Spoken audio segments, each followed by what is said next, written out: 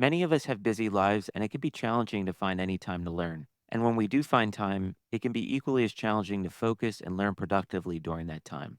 That's why in this video, I want to share a time management technique that I adopted a while back that has really helped me learn and study new skills more efficiently. That method being the Pomodoro Technique. Developed by Francesco Cirillo in the late 1980s, the Pomodoro Technique uses a timer to break work into intervals, traditionally 25 minutes in length, separated by short breaks.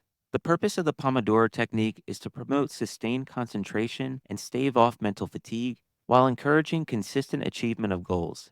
It also aims to help users estimate the effort required for tasks, manage their time more effectively, and prevent burnout by managing energy levels efficiently through short breaks. In an age of technology where we're constantly distracted by our phones and other devices, this technique is even more helpful today than it was when it was originally created. I'm sure you're wondering why there's a tomato and a clock on the screen. Pomodoro is Italian for tomato, and the clock is there because the kitchen timer that Cirillo used was shaped like a tomato. So now that we've had an overview of the technique, let's review the steps themselves. So the Pomodoro technique consists of 5 steps, the first being choose a single task to focus on. The task shouldn't be too large because, as you'll see in step 2, you're going to set the Pomodoro timer to 25 minutes. Again, the purpose of 25 minutes is to keep it short and concentrated.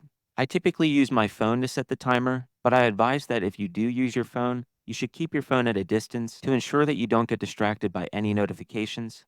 For step 3, you'll work on that task until the timer goes off. Once the timer goes off, in step 4, you'll take a short break, typically 5 to 10 minutes. During that time, I usually get up and move around just to get away from the work area. And then finally, in step 5, you're supposed to do steps 2 through 4 another 3 times. And then after the fourth Pomodoro, you take a longer break. Granted, not everyone has 100 minutes to dedicate strictly to this technique in a single day, so you should really just do as many as you're able to. Some people can continue to do this for hours, but the most important part is to stick to the time intervals listed in step 2 and step 4. So, for the most part, that's all there really is to this technique.